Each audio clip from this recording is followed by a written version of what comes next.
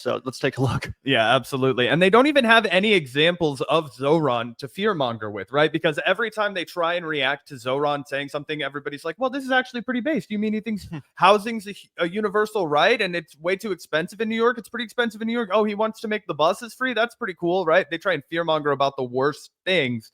So they've decided to move on and just pick scary brown people that they want to speak for Zohran, even though they have no affiliation. Favor and play the clip I just sent you, Rob. Play the clip I just sent you. It's becoming more and more and more evident what the motive prohibits is. any religious laws from and trust me, the community that doesn't think it's possible, they will be in 20 years having a very different tone. I want you to watch this here. Okay, go ahead, Rob. Through Congress. So before it was by the sword, now it's getting themselves into parliament and then making laws that act as the sword, the Islamophobia law in Canada, M103. Yeah. Muslim Brotherhood. I find that there are only two things which are open to our movements. Ballot or bullet, nothing in between. I used to say that democracy is haram. Now I say participation in democracy is our jihad. That's our jihad. We're going to fight not through the bullets, but the ballot. Going to the ballot and voting is now an obligatory action, fard ayn. And it is a jihad that is now needs to be done because this is our modern jihad. You can elect a person who wants. Isn't this like damn good? Like, isn't this Sharia a good thing? These people are saying like our modern day jihad, we're like putting down the bullets and going to the ballot box instead. Shouldn't that be welcomed? Like, yeah, political participation in a non-violent democratic way. That's how you're supposed to affect change in your society. Like, obviously, this is just racism. It's not fucking worth taking seriously or actually responding to. But I mean, these guys, they seem cool. They seem like they're modernizing the techniques of jihad for the modern era. Exactly. And it's so funny because 2 days ago, Patrick Bet-David was having this weird Christian evangelical on his podcast to talk about how, Christianity was dying out and it was because of the government and they needed to mobilize and they needed to change things. Basically, exactly what you're listening to here. It's just you have to swap out Christianity with jihad or Christianity with Islam, and then obviously the color of the people's skin. United States, what we do know is that in the past election, just this last election, there have been over 800 Muslim candidates running for office. Bingo. We may end up with about 50 members of Congress in the next 6 years. That's really the essence of dismantling the system of injustice, is to replace it with the people who represent the Prophet ﷺ. This is like that. This is like the same level of shit as that one Joe Rogan episode where they're talking about how the Tim Walz changed the fucking Minnesota flag to make it look more like the Somali flag or some shit. That was Somali flag was the one. Yeah, right? yeah. That shit was so fucking stupid. And that is literally the level of racism we're dealing with here. It's genuinely shocking that there's an audience for this in the modern era, specifically because we talked about it a couple of years back, but there was this weird kind of phenomena. Maybe it was mostly online, but like where some right-wing young men were actually kind of getting into Islam, and they were like, maybe Islam's more based. Andrew Tate? Yeah, Andrew Tate, all those kind of people. So it does seem kind of weird that they're still just so stuck in like 2004, and it's like, let's show a video of a scary Arab and make you think that this guy who's clearly just a normal fucking person whose like parents are Muslim or what is a terrorist. It's like, bro, who the fuck thinks Zohran is a terrorist? Oh yeah, it's crazy. And the point that you make about them being stuck in the past is running for spot on. They have they were another there. video That was a little bit play later on. bastard already. There's also a thing at the very Here's what I beginning could do of it here Zohran if we could himself do it that they there. react So to, which is pretty funny. Yeah, for sure. I just wanted to show how deranged it is because they and we can react to this too at the beginning if you want. Yeah, this is pretty good. If you want to start from the very beginning, there's a good moment. There was a story of Mamdani does a podcast about 4 or 5 years ago. In a podcast, he talks about the fact that the NYPD shouldn't show up if there's domestic violence. Why call the cops when there's a domestic violence call? Cops shouldn't show up because other people should show up. Well, what do you mean? This is literally a story of 5 years ago. Zohran Mamdani said NYPD shouldn't respond to domestic violence calls in resurfaced podcast interview. Can you imagine that? So an idea of domestic violence, a woman's being beaten. No, don't call the cops. Because they don't know what they're doing. Go a little bit lower on the story. Okay, and by the way, this is not that long ago, Rob. If you can go a little bit higher, so I can Everybody read in the story. chat, Google police 40%. Yeah. Okay, so Mamdani resurfaced that NYPD shouldn't be responsible for domestic violence calls The Democratic Socialist said 5 years ago NYPD shouldn't respond to it due to calls to fear escalation. If somebody is surviving, going through domestic violence, there are so many different situations that would far better be handled by people trained to deal with this specific situations as opposed to an individual with a gun. And by the way, this line of fucking argument or whatever from Zohran in this like 6-year-old podcast or whatever, like I don't even know if he still believes this or defends it, but a lot of actual survivors of domestic abuse will tell you this. Like, this isn't just some random opinion that was formulated by someone who doesn't know what they're talking about as it relates to these matters. No, this is literally a result of lots of victims coming out and saying, hey, the police showing up actually made the situation way worse. They showed up, but then after they left, I got beat even harder because, you know, they didn't do anything or they sided with my abuser. I mean, how many fucking times do we have to see examples of this happen? Remember, there's that whole case of the lady Gabby Petito, and there's the infamous, you know, video of the police questioning her and her boyfriend, and there's clearly something going on, but they end up, you know, siding with the abusive boyfriend, and then a couple days later he kills her. There's tons of examples where literally the police getting involved makes the situation way worse. And that's not to say that there couldn't be a version of the police that does properly respond to these kind of calls. That's the point that Zohran's making, that we should create that sort of a fucking force so that there are people that are trained at de-escalation and that know how to handle this sort of a crisis and can actually intervene in a way that helps the victim instead of further causing harm. Oh, 100%. And they can't even read this out loud, again, without making him sound super reasonable, right? It would be far better handled by people trained to deal with those specific situations as opposed to an individual with a gun who has received quite limited amount of training in general, but also in regards to these specific situations. And if you guys remember the George Floyd protest movement and the Black Lives Matter movement, it was one pillar of it was to defund the police, yes, but it was to replace it with community-based policing. It was to put more social workers on the ground. It was to put healthcare workers on the ground, right? And it was to create some sort of a structure in place where you could say, I know I am not in a safe situation, but I do not trust the police. The people around me do not trust the police. The police only ever come to my neighborhood to do harm, to rain terror upon people and like me and myself and others like me, right? I don't want to do that. I don't want to bring that into my community, right? Because you don't know what's going to happen as a result of that, if you, depending on where you live, right? You could be getting somebody deported if you send the cops to your place and then they catch the wrong whiff from the person. They try and detain them. They realize they're undocumented. All kinds of things could happen. That's just one example. So people do not want to do that. If you offer an alternative, hey, call 911 if you see a bank robber. Call 411 if you know somebody's having a domestic issue, right? Or if you're having a situation where you're unsafe and you need somebody to come rescue you. Like, that could be a civil service we could implement, and it's not scary at all. Yeah, 100%. Receive but yeah, they're quite just a acting limited like amount of he's, training like, in general, but also in regard. Oh, yeah.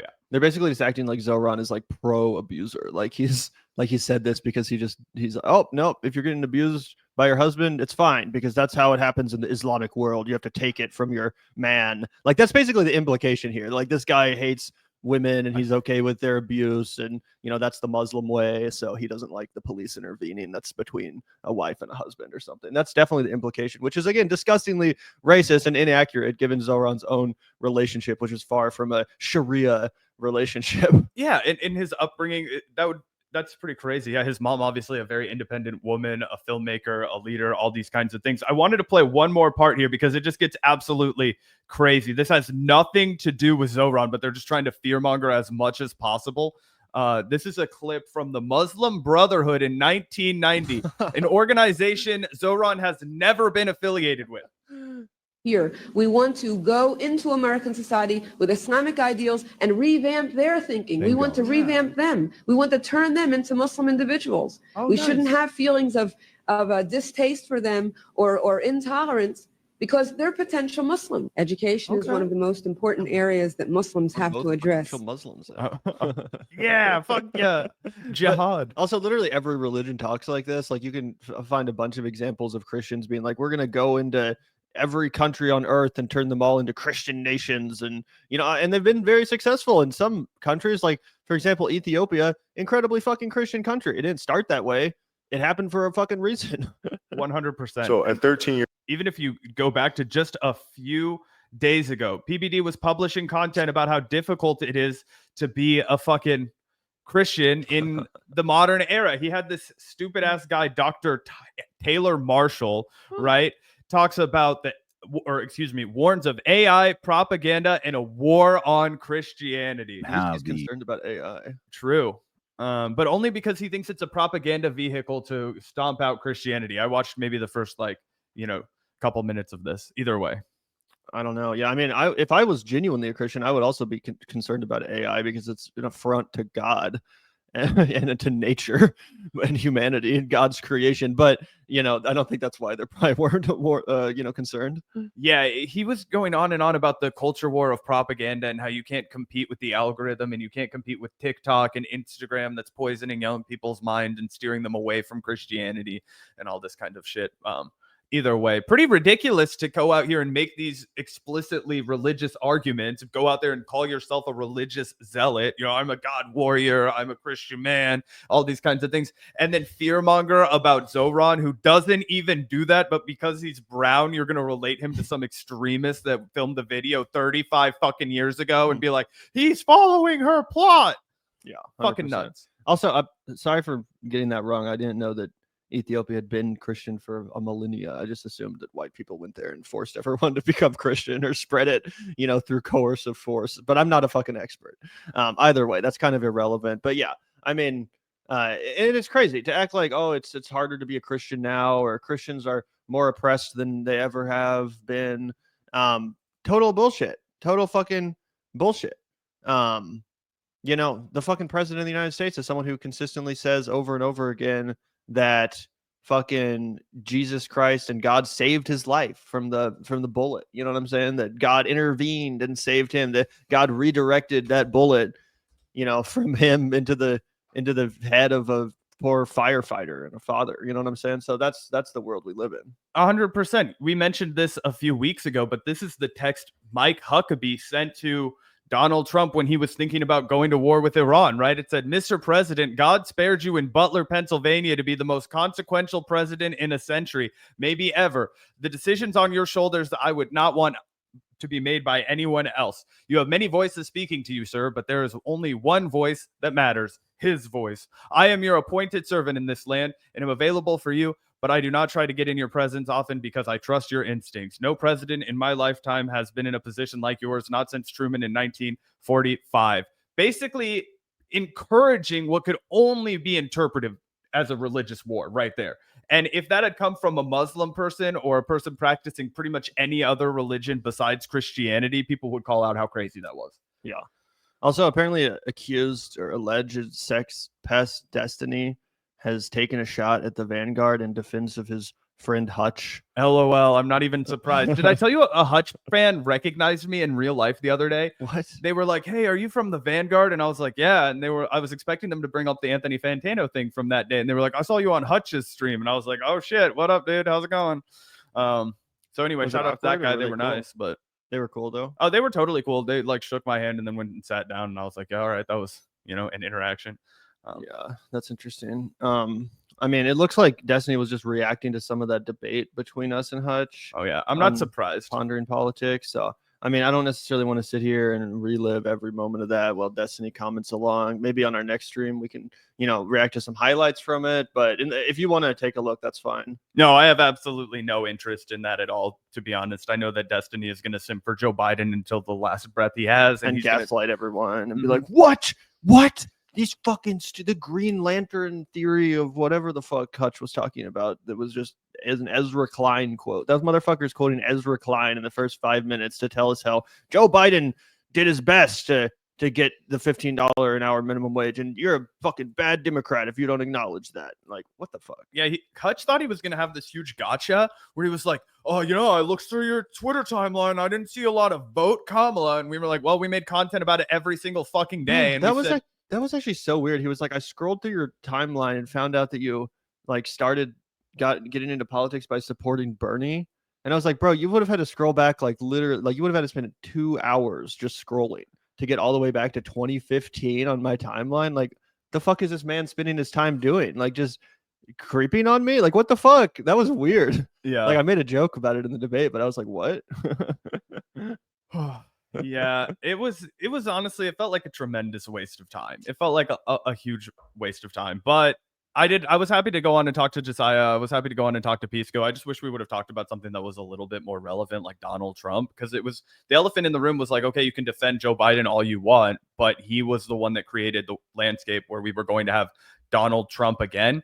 And I just cannot accept any outcome where we praise that, because I don't want to relive that, right? I want to defeat fascism, which means the Democrats have to offer something tangible. So it doesn't matter how many pieces of legislation you can cite that they passed. It did not translate into the American people's lived experience, and that's the huge problem. Yeah, 100%. Plus, Hutch was just fucking defending the fascist jackbooted feds on the streets of Los Angeles. Remember that? Trying to dunk on Hassan, only to immediately get embarrassed when the police did exactly what he said they wouldn't, which was be aggressive and fucking act like the cops that they are. It's crazy. Like, this dude has been on the wrong side of so many things. He was advocating for fucking Kamala Harris to keep going around with Liz Cheney, gaslighting people like us who were saying she's gonna fucking lose if she does this. She's gonna fucking lose, bro. Nope. But that's the kind of person that we have running the fucking show and giving advice to people like Kamala Harris and Joe Biden and all these Democrats. I also wouldn't let myself get gaslit into believing that Kamala Harris didn't have, enough experience to be good in front of the camera. Like, she was in politics for over a decade. She was a senator from California. She was a top cop of California. She was vice president for 4 fucking years. And you would think during that time, understanding like, hey, if I want to be president someday, I have got to get better at being on camera. Then she's thrust into the limelight like she could have only ever dreamed about and completely fumbles it. She can't even pass a fucking 10-minute interview with the Subway Takes guy. He has to hide it, and he's like, trust me, I did the campaign a favor. Yeah. But either way, I mean, I still am a fan of Josiah. I love him. He's a nice guy. And honestly, the best part of that debate was watching all the co-hosts like fucking fight each other. They were getting so triggered at each other. That was insane.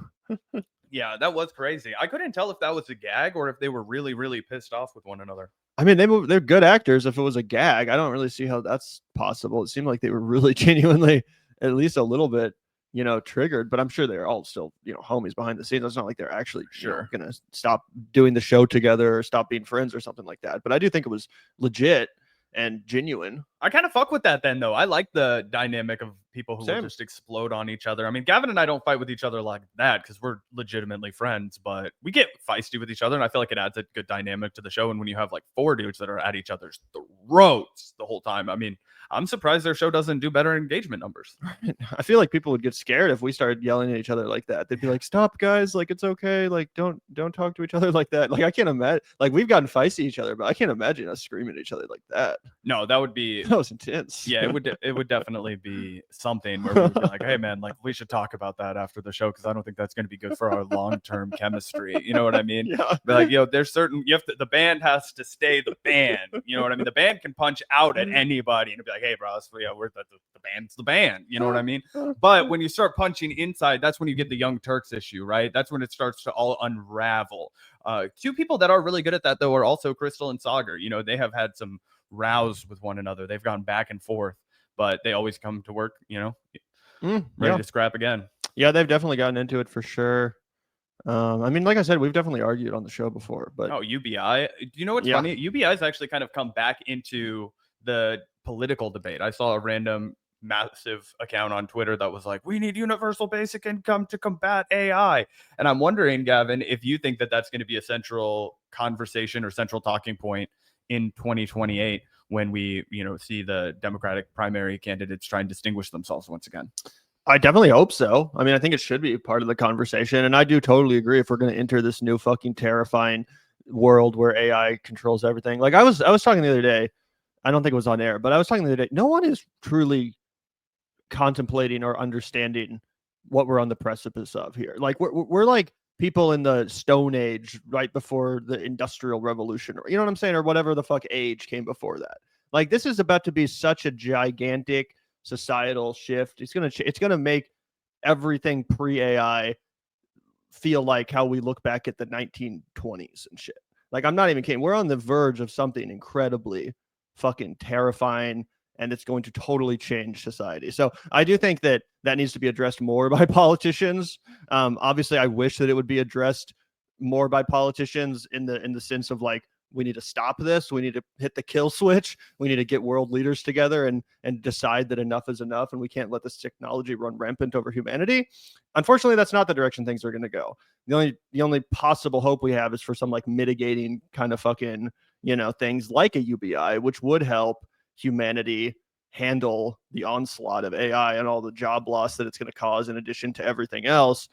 So I do think that it's important, again, if we're going to enter this brave new world, for someone to start talking about solutions like AI that will address UBI, you know, that will address the problem, because it's going to just destroy so many people's livelihoods. Yeah, it's really hard to argue with it, right? Because I do think you're right. We're not going to adequately grapple with artificial intelligence. However, what I fear is what I've always kind of feared, right? And I leaned heavily on Zizek in the past when I would make this argument, right? Because he has the great... You're still leaning heavily on that? 100%. The chocolate laxative analogy, I think, is something that is really pertinent, right? And you talk about how, okay, you're going to give people enough money to kind of offset AI. What happens when those same corporate overlords decide that they're just going to max out however much you have and make you live on a pittance, right? So rent becomes whatever the fuck you're getting in UBI, and that immediately gets wiped out because there's no cap on rent control, right? And that's what you know. Well, now you're just talking about something else, which is rent control. Obviously, I'm like for that too. Right, but if you, let's say that we live in a society where not enough people can get work and they get $1,800 a month in UBI, right? And that's basically the money that they're guaranteed to get every month. And so then the average rent in this country becomes $1,500 a month or $1,600 a month, where that's what you're going to spend on your apartment. But like I just said, I also support rent control, which I do think would be a necessary part of this rollout. You know, I'm not denying that. I think that, you have to prevent all these cap, and same with the debt thing. Like, you can't just have all these debtors being like, that's my money as soon as it hits the bank account. Like, there's definitely things you'd have to consider. I'm not saying it would just be like a seamless transition, but I think with someone who was prepared to deal with those issues and that said, rent control is going to be a part of this. We're not just going to let all these, you know, corporate landlords suck up your UBI. Yeah, then I completely agree with that, because I do worry that the Democratic Party would go kind of forward with the Andrew Yang style of politics, which I know both of us disagree with, which is this idea that, hey, and it's absolutely deranged and fucking crazy that Andrew Yang was able to go as far as he did with this idea once he kind of let the cat out of the bag. And he's like, no, in exchange for every single public service or any kind of benefit. Yeah, exactly. Excuse me, public benefit. We're going to give you this $1,000 a month, and you're not going to opt out of, you know, Medicaid or food stamps or whatever the hell it is. It was weird because he would deny that when people said that, like, this is what your policy is. He'd be like, that's not true. But a lot of people did seem to, you know, say that that is what his policy would amount to. So again, definitely not something I support. And quite frankly, I would go even beyond rent control. Like, if we're just talking about things I support universal basic housing. I support, you know, every basic necessity being met by the government or provided by the government, even food and water. Like, I do think that those are human rights. The government should provide it in the same way. At this point, unfortunately, because of the fact that we live in a capitalist system, income is a human right. You need an income to survive. And I just don't think, you know, there's any better way than providing that direct cash assistance, that direct relief to people. The only one thing that I do kind of, you know, think about UBI that could be adjusted is, like, I know a lot of people are wedded to the universal basic income. I don't think it's crazy to say that, like, you know, it's not entirely universal. Like, everyone who makes under 50 grand a year gets it or something like that. Like, I know that would create issues, and obviously I want it too. But I'm just saying, like, I don't think that if you're making like $100,000 a year or more or something, like, do you really need a fucking government UBI? It's kind of like Social Security, right? And I think that I would support that in the same way. Like, if I have $1 million in my net worth, or if I have $10 million in my net worth, do I really need to be able to collect, you know, the $2,500 a month in Social Security, or should I be able to take that as a tax waiver or something like that? And you know, we return it back into the pot so it's not overly withdrawn from, right? And it doesn't add undue stress to a you know, fickle thing. But I think that gives one of the things that got it into the mainstream, and one of the things that I think Andrew Yang used as a baton to bat away criticism, was the fact that it was universal. But I think you're right that if we're being real, and I think that one of the things Andrew Yang proposed that might be beneficial would be to make it opt-in only, right? So you do have to opt into this program. So then if you're a rich person, you're less likely to go through the struggle of actually opting in, although you wouldn't be prohibited from doing so if you were like a real fucking Scrooge McDuck bastard. But if I was making, let's say, double what I'm making from the Vanguard now, and it was like, hey, we don't really want to put a ton of strain on these resources. Like, do you really need the extra $1,000 a month that could be going to a family? Like, the answer would be no, and I wouldn't collect that money. Yeah, 100%. And they can even incentivize something like, oh, if you don't collect it, then you get a little tiny tax write-off at the end of the year, something like that. So you still feel like it's a universal program, not a handout, because it's annoying. If you do it that way, then people are going to say, oh, it's a fucking handout. Like, it's only for poor people. It's basically just like, another form of the fucking, the shit that conservatives always complain about, right? But if you do it universally, then they're going to say, oh, what? You think people making $300,000 a year need government money? What a waste of taxpayer resources. So you're kind of fucked either way. But I do think that there is a significant appetite for it. I think that most people would agree that, like, yeah, it would improve society. People, constantly bitch and moan about how they can't even go outside without seeing desperation, homeless people, stuff like that. So it's like, if you really care about that, what would help those people be less desperate? What help them pull themselves up by their bootstraps or whatever? A little bit of fucking cash relief. That's what it takes. Ultimately, that's what people need. Money. They don't need anything else. They need fucking money. Yeah, 100%. I think that's true. I just also would fret putting the cart before the horse, right? And I know you don't support that, but I do think that's something that people would need to reasonably look out for, right? Like, you give these people money and then it immediately gets vacuumed up by some sort of scam where, now rent is more expensive and now groceries are, going up, and they say, well, you've got the extra money. We're already giving you $1,000 extra a month in universal basic income. So I do fret about those things. And that's why my personal instinct has always been, let's set a higher wage floor. Let's, make sure that we have a jobs guarantee. Let's make sure that we do these things where we can invest in infrastructure, where we take care of the elderly, where we, say, okay, here, we want you to be out engaging with the world. We want you to be uplifting your community. We want you to do so for a wage that you deserve, which is fair and enough to support you. You know what I mean? So yeah, 100%. And I think that, if you give people the money to get themselves, off the street, literally, if you're in a really desperate position, then most people will, take a job if they can find one. And if you could introduce a government jobs program and make it easily accessible for the people that are in the process of getting their life back together, I think most people would take that job, because $1,000 a month is something, but it's not going to get you where you really want to be. Like, if you're really trying to live a comfortable life, you're probably going to want a little bit more than that. So I think that people's bare basic, needs should be met, but that, occupation and work should be encouraged. I just don't think that you should have to work in order to live. I think that's insanely cruel. Some people literally don't have the ability to meaningfully contribute to an employment, situation or what, what I'm saying? Like, I'm not against disability benefits or anything like that, or a social safety net. And I just think that part of the equation of a society is saying, okay, we don't want people to be constantly in their homes all day. We don't want people, like, if they don't have to be, right? So, and even if you are disabled, I think that we as a society need to put forth far more effort into creating a world where you can participate with us, right? Because isolation is a huge problem in the disabled community. A lot of these folks feel like the world isn't made for them. It's not in a lot of cases, right? If you're immunocompromised, if you have mobility issues, all these kinds of things that make it more difficult to connect with other human beings. I worry, and maybe this is like a liberal, like foo-foo worry. I don't know. I can people are going to be masturbating on the streets. No.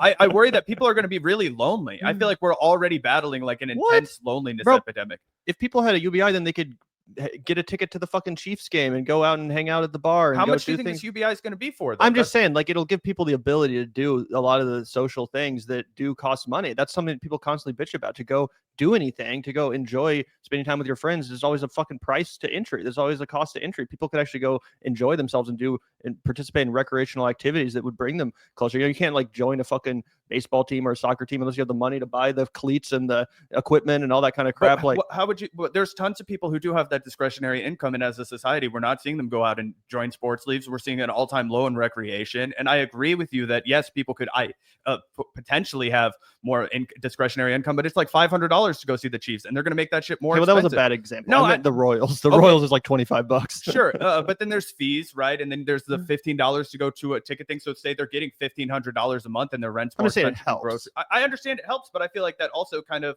you know, I feel like there's a big potential for that to get, you know, drained quickly. And then you're kind of still in the situation where you're like, oh, people are already bitching about this public benefit that you're getting. People are saying, oh, you're asking for more, when really the corporate class has just figured out a way to vacuum whatever extra these people have up without meaningfully changing their lives.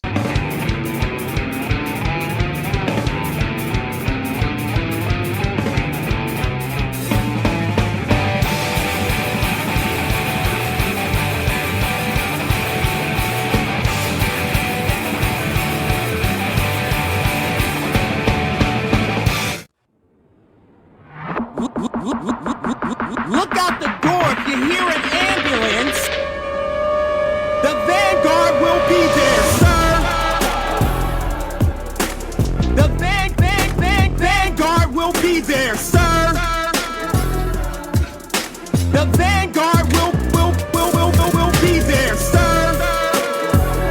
The Vanguard will be there. Be there. The Vanguard will be there. Be there.